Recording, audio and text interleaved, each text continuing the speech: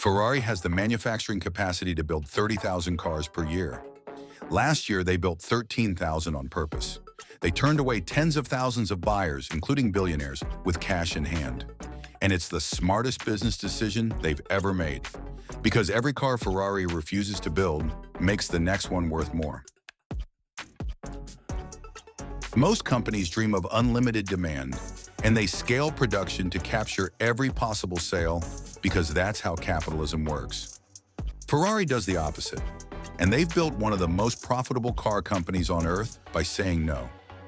Toyota sells 10 million vehicles annually and operates on razor-thin margins that would make most CFOs nervous. Ferrari sells 13,000 vehicles annually and prints money with profit margins 3 times higher than Toyota's best year ever. The difference isn't engineering or quality or Italian craftsmanship, because plenty of manufacturers build excellent cars. The difference is that Ferrari understood something most businesses never will.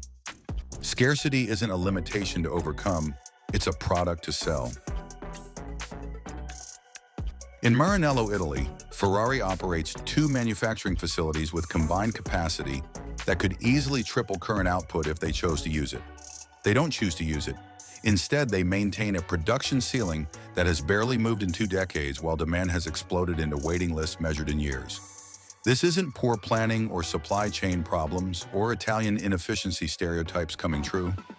This is deliberate restraint written into corporate strategy documents and repeated to shareholders every single quarter. When Ferrari went public in 2015, they made an explicit promise to investors they would never chase volume, even if it meant leaving billions in potential revenue on the table. Because Ferrari's leadership understood that the moment they flood the market with cars, they become just another luxury automaker competing on horsepower and leather quality instead of mystique.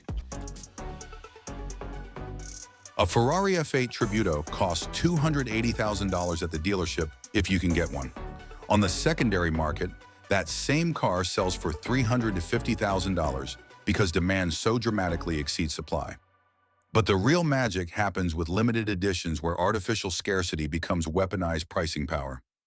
Ferrari built exactly 499 LaFerraris and sold them for $1.4 million each.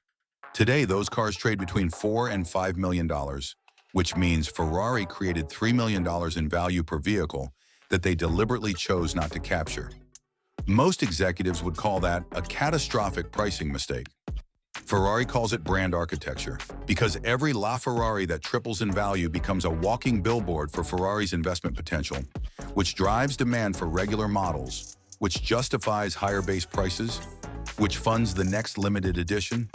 They're not selling transportation, they're not even selling luxury.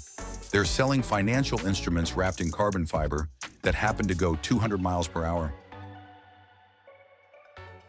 Quick note before we continue.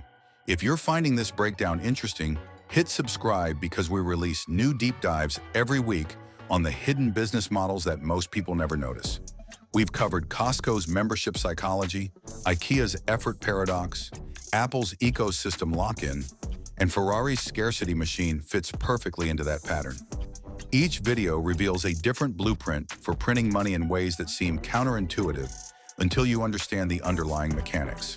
The subscribe button takes 1 second, and you'll never miss another breakdown of these strategies that billion-dollar companies use, but rarely explain publicly. Now let's get back to how Ferrari actually decides who deserves to buy their cars.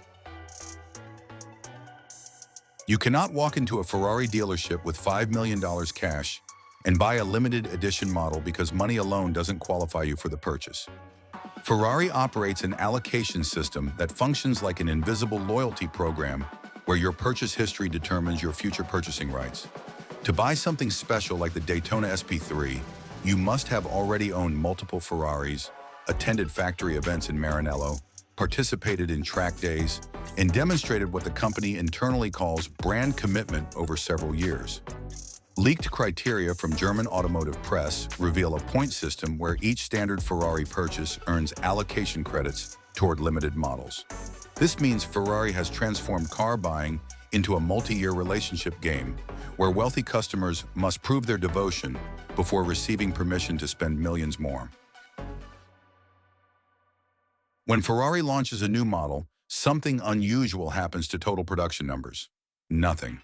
They don't increase output to accommodate new demand because every new car simply displaces an existing model's allocation. The 296 GTB didn't add production capacity, it redistributed slots previously assigned to other vehicles in the lineup. This discipline maintains what economists call scarcity premium across the entire brand rather than just limited editions. Hermès uses identical mathematics with Birkin bags that retail for 12,000 euros, but resell for 25 to 150,000 depending on leather and color. The manufacturing cost is maybe 2,000 euros. The profit margin isn't in craftsmanship, it's in the waiting list that can stretch beyond 5 years. Ferrari and Hermès both understood that the line outside the store is more valuable than anything inside it. Ferrari's real business model isn't automotive manufacturing, it's demand management disguised as exclusivity. They've built a system where customers compete against each other for the privilege of spending money, which inverts the normal power dynamic between buyer and seller. In most industries, companies chase customers with discounts and incentives in desperate marketing. Ferrari makes customers chase them with loyalty purchases and factory visits and years of patience. The product isn't the car. The product is the feeling of being chosen, of being special enough to receive what others cannot buy, regardless of their wealth. One more thing that makes this strategy work. Ferrari spends approximately $400 million annually on Formula One racing, despite not winning a championship since 2008. From a pure return on investment perspective, this seems insane because that money could fund massive production expansion or research and development or shareholder dividends. But Ferrari understands that Formula One isn't about winning races. It's about occupying mental real estate every single Sunday during racing season.